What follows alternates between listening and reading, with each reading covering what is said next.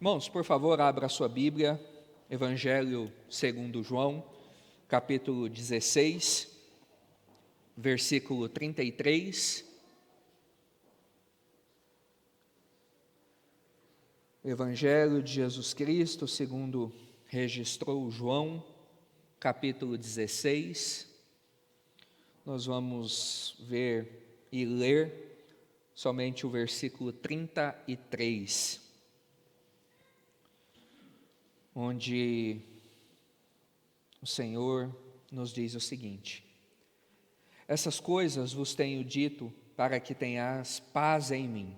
No mundo passais por aflições, mas tende bom ânimo, eu venci o mundo.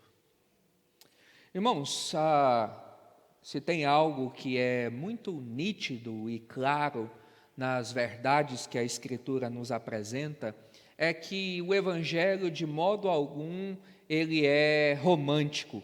Os seguidores de Jesus, de forma alguma, foram enganados por falsas promessas de uma vida paradisíaca, que eles não enfrentariam dificuldades, que eles não enfrentariam adversidades, que eles não passariam por dificuldades ao longo da sua caminhada. Na verdade, o chamado de Jesus para os seus discípulos, ele é até mesmo repulsivo, porque o próprio Senhor Jesus diz que nós seremos as suas testemunhas, e lá em Atos 1:8, o testemunhas ali é a palavra grega martyrion, de onde vem mártire. Os discípulos de Cristo, na verdade, eles foram chamados até mesmo para a morte. E que chamado esse poderia ser menos atraente do que esse que o Senhor Jesus nos diz?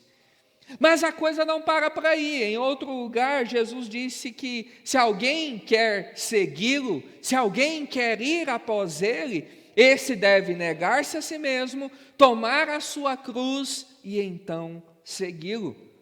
E em uma geração como a nossa, que luta pela afirmação do eu, a supremacia do ego, a luta pelo empoderamento, que é a palavra em voga nos nossos dias, quem pode se sentir atraído em negar o seu próprio eu?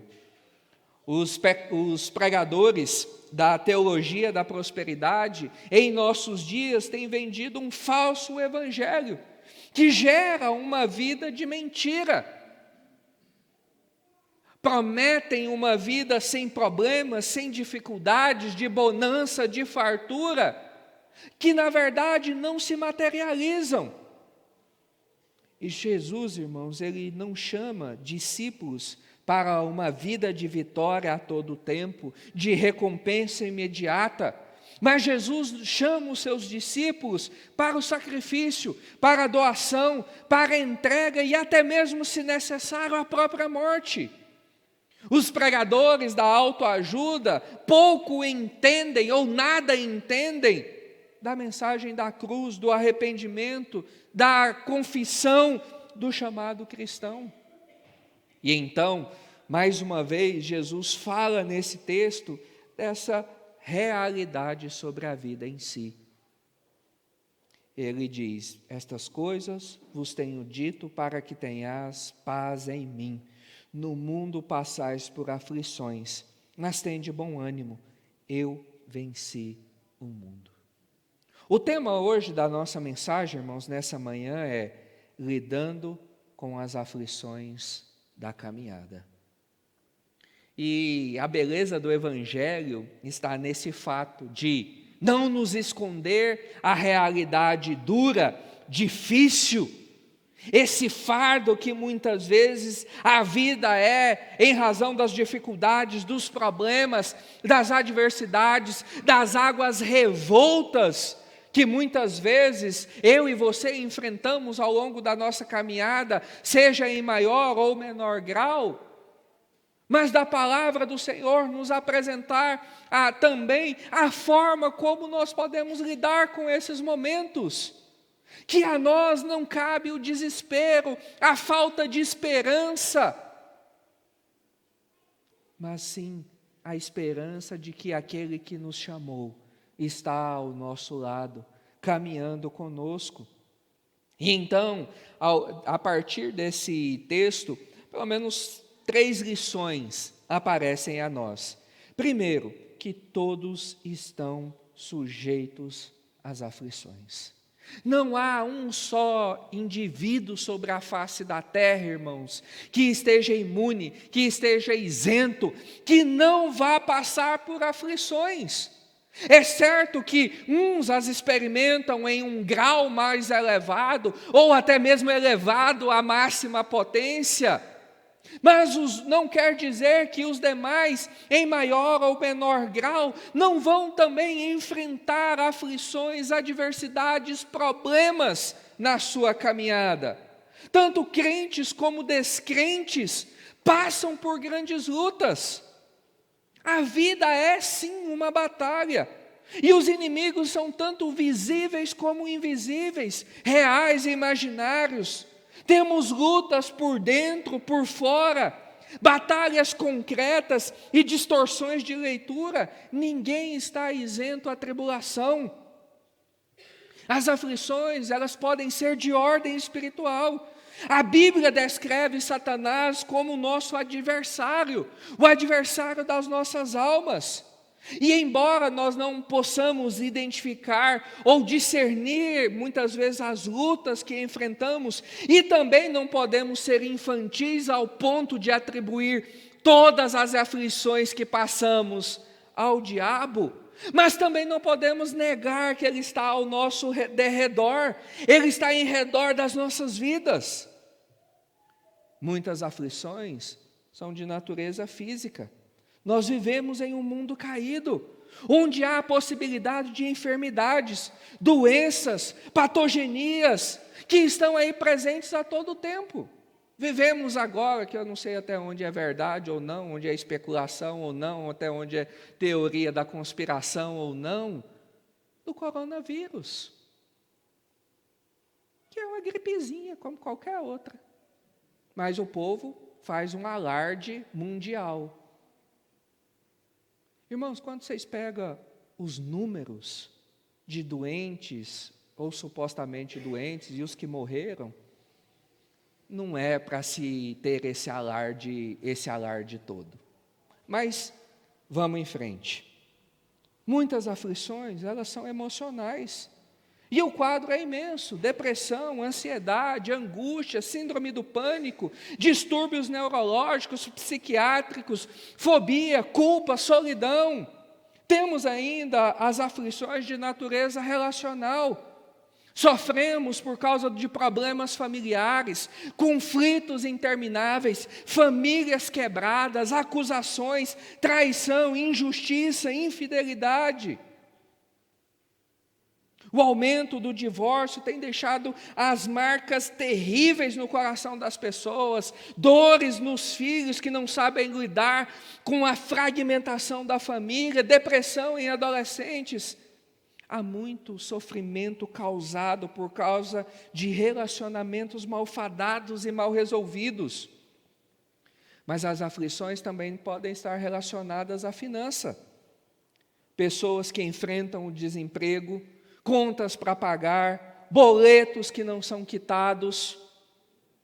Muitos sofrem não porque estão desempregados, mas sofrem por serem desequilibrados na administração dos seus recursos, gastam mais do que ganham, e então por não fazer o planejamento adequado, quando chegam as parcelas do cartão, quando chegam os boletos dos financiamentos, e que não há provisão para quitá-los, isso traz acusação, culpa, irritabilidade. Quando Jesus estava encerrando o Sermão do Monte, ele falou sobre 2 casas, mas com fundamentos distintos. Uma construída sobre a rocha e outra construída sobre a areia. E em ambas, como diz o texto, caiu a chuva, transbordaram os rios, sopraram os ventos e deram com ímpeto. Se você ler atentamente, você pode observar que não há diferença entre o que acontece sobre uma e sobre a outra. Ambas sofrem com a violência da natureza. O que fez toda a diferença foi o fundamento de cada uma das casas. A que estava construída sobre a rocha subsistiu, a que estava sobre a areia ruiu. As aflições, irmãos, vêm sobre justos e sobre injustos. Ninguém está isento da dor. A fé cristã, ela não elimina a dor, embora ilumine a dor.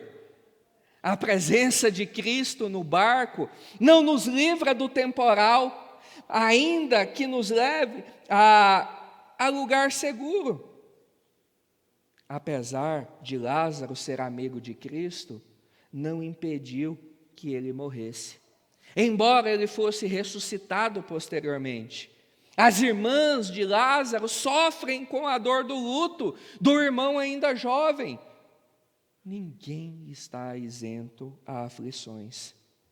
Não podemos nos esquecer, porém, que as aflições são cheias de lições graciosas.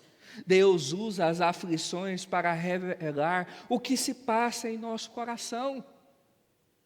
Como falamos aqui no domingo passado, daquela segunda-feira caótica em São Paulo, muitas vezes aquilo serve para revelar que a nossa confiança não está no Senhor, está em qualquer outra coisa que não o Senhor. Mas Deus, irmãos, sempre revela graça, conforto, consolo a nós nos nossos momentos de aflição. No Salmo 23, lemos ainda que eu ande pelo vale da sombra da morte, não temerei mal nenhum, porque tu estás comigo.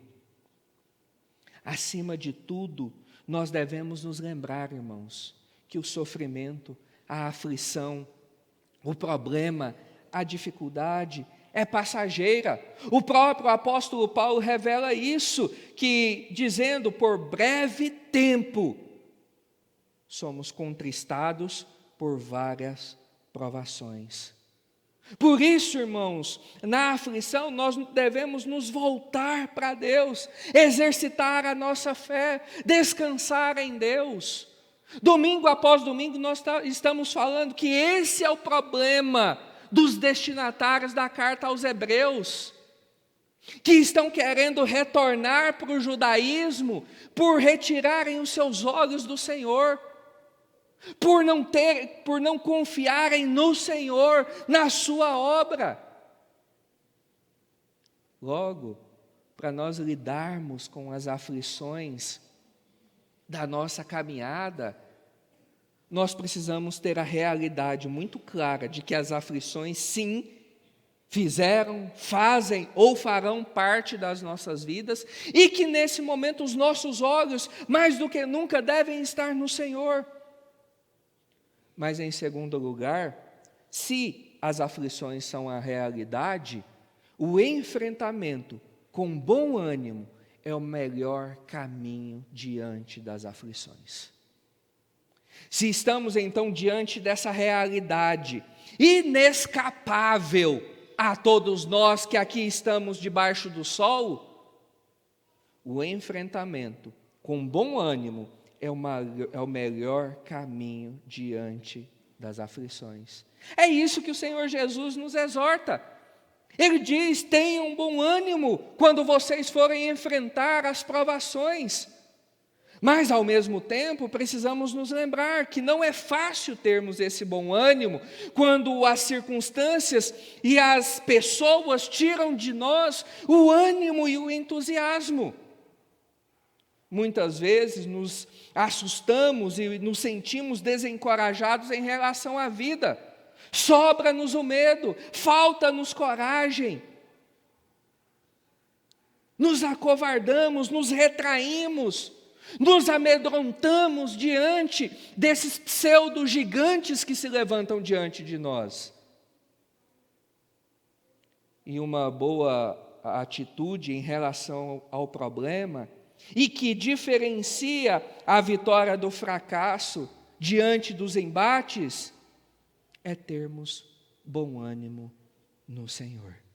É mantermos esse bom ânimo que o Senhor nos exorta a ter. Bom ânimo nos ajuda a ver as coisas numa perspectiva melhor, porque muitos dos nossos problemas são imaginários, maior do que realmente os consideramos.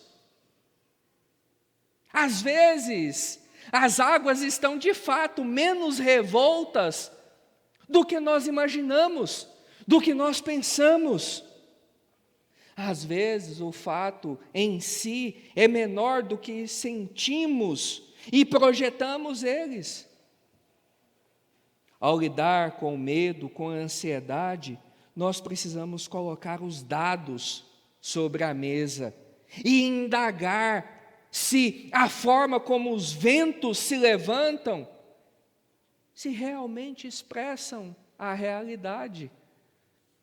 Se não somos nós que estamos os colocando maiores do que realmente são. O próprio salmista reconhece que estava distorcendo os fatos quando ele diz: isto é a minha aflição, mudou-se a destra do Altíssimo. Uma ótica errônea nos leva a análises equivocadas. Se nós não encaramos a realidade como ela de fato é, como ela de fato se apresenta, se a diminuímos ou se a elevamos além daquilo que ela de fato é, com certeza os resultados vão ser desastrosos. A verdade é que há mais prejuízo decorrente da preocupação do que de fato pelo motivo que a causou.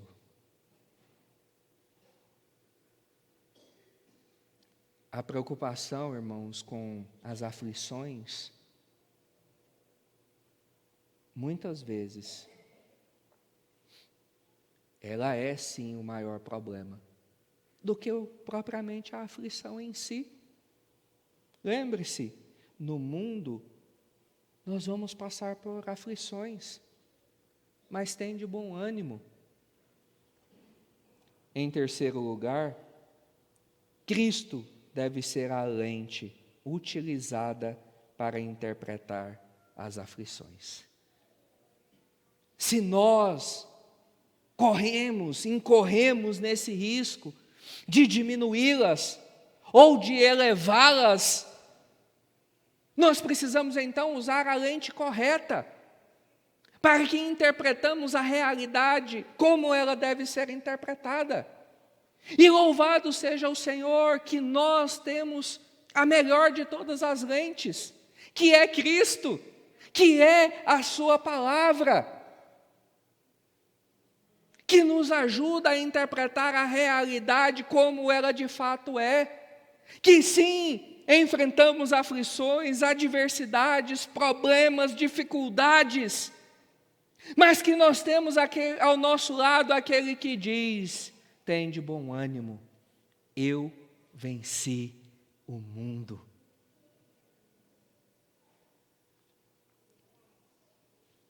Cristo nos convida a olhar para a sua vida, para a sua obra, para as provações que ele passou. E o próprio autor aos Hebreus diz que ele foi tentado em todas as coisas, à nossa semelhança, mas sem pecado. E por causa dessa realidade que a nossa semelhança, ele enfrentou e foi tentado, mas sem pecado, o autor continua dizendo e nos lembra que naquilo que ele mesmo sofreu, tendo sido tentado, é poderoso para socorrer os que são tentados. Cristo é aquele que está totalmente, cabalmente habilitado para nos ajudar.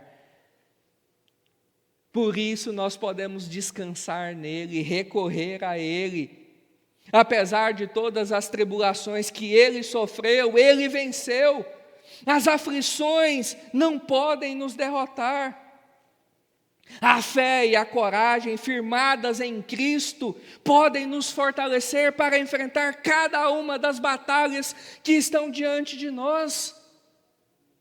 Depois da morte vem a ressurreição, depois do temporal vem a bonança. O choro pode durar a noite inteira, mas a alegria vem ao amanhecer. Não há choro que vai durar para sempre. O próprio Apocalipse declara isso.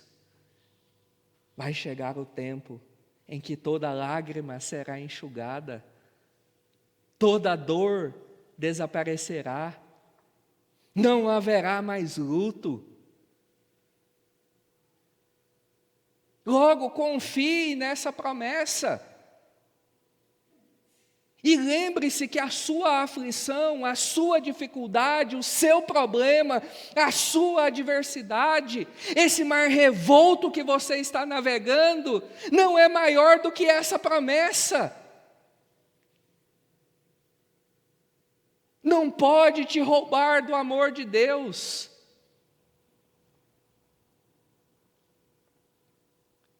Paulo declara: em Cristo somos sempre conduzidos em triunfo.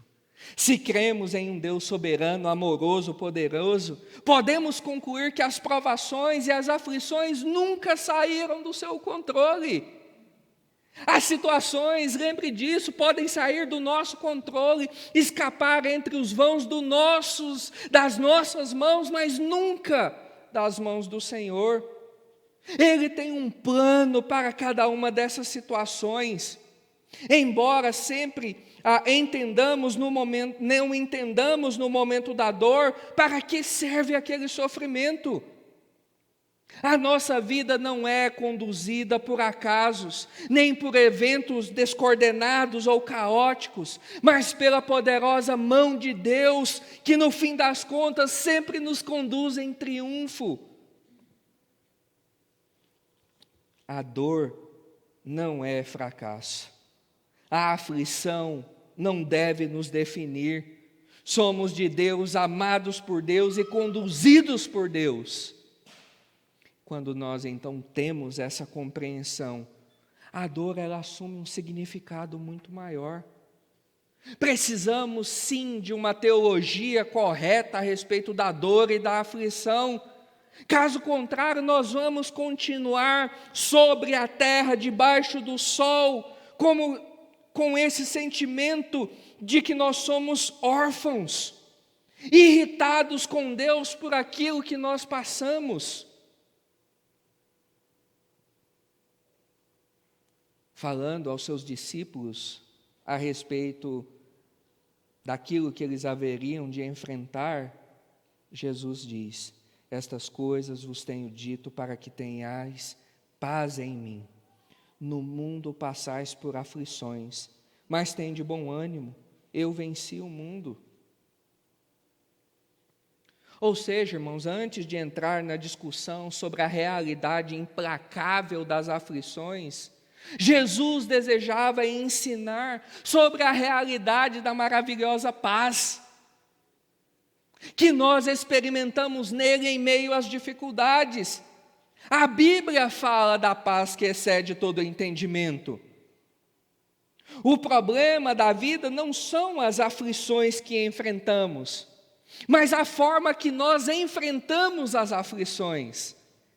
Alguns vão enfrentar com coragem a dor e a injustiça, outros enfrentam num quadro de amargura, de murmuração e até mesmo de blasfêmia diante da dor. Mas Jesus é categórico: estas coisas vos tenho dito para que tenhas paz em mim. Há uma paz que sobrepuja toda eventual aflição.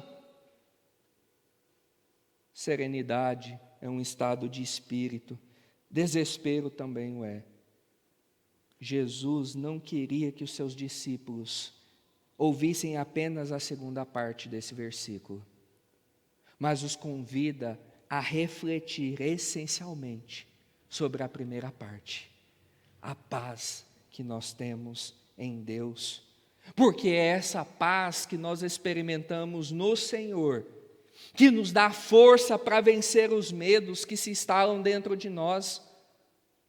Não dá para vivermos com medo, sermos guiados pelos temores.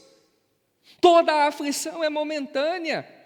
Aquele que está em Cristo passa sim pelo vale da sombra da morte, e por mais tenebroso que seja esse lugar, ele contempla o horizonte da fé, da graça, porque o Senhor o conduz pela mão. A paz de Jesus cria condições de serenidade diante dos conflitos. Nos conflitos, ele encontra a oportunidade de desenvolver a sua confiança. Lembre-se, o socorro sempre virá. Nós não estamos sozinhos nessa caminhada. A paz de Jesus é a capacidade dada a nós por meio do Espírito Santo para que nós lidemos com os problemas. Estas coisas vos escrevo, vos tenho dito para que tenhas paz em mim. Não é paz porque as coisas estão favoráveis e porque não há problema. A paz é encontrada em Cristo. Ele é a nossa paz. A paz em Cristo não tem nada a ver com a ausência de aflições, mas a presença dele mesmo, por meio do seu Espírito, em nossas vidas. Que Ele nos abençoe. Vamos nos colocar de pé. Vamos orar. Logo em seguida, nós vamos receber a bênção. Senhor, no nome de Jesus, obrigado a Deus por essa palavra. Obrigado a Deus por essa verdade que o Senhor nos ensina. Obrigado a Deus por ser a nossa paz. Pois, ó Deus, de fato, muitas vezes as aflições, as dificuldades, as intempéries têm batido à nossa porta, têm desestabilizado a nossa vida. E reconhecemos, ó Deus, que muitas vezes nós não sabemos lidar com a aflição, com a dor, biblicamente orientados. Pois diante da dor, da aflição, do desespero, do caos, nós nos desesperamos, nós ficamos sem rumo, sem direção, não sabemos o que fazer, até mesmo, ó Deus, murmuramos contra o Senhor, pois de fato, ó Deus, muitas vezes a nossa confiança estará em qualquer outra coisa, e não em Cristo Jesus. Mas a nossa oração, ó Deus, é que, mais uma vez, o Senhor haja com misericórdia sobre nós e que nos ajude, estenda a sua mão sobre nós e nos conduza, ó Deus, nesse caminho em meio às aflições. Que os nossos olhos, ó Deus, estejam sempre postos no Senhor. Essa, ó Deus, é a nossa oração, em nome de Jesus. Amém. E agora, irmãos, vão em paz. Que a graça do nosso Senhor e Salvador Jesus Cristo, o amor de Deus, o nosso Pai, as ternas e eternas consolações do Espírito Santo de Deus repousem sobre vós e sobre todo o povo de Deus espalhado sobre a face da terra. E que essa bênção do Deus Trino, Pai, Filho e Espírito Santo, os acompanhe hoje e para todo sempre. Amém.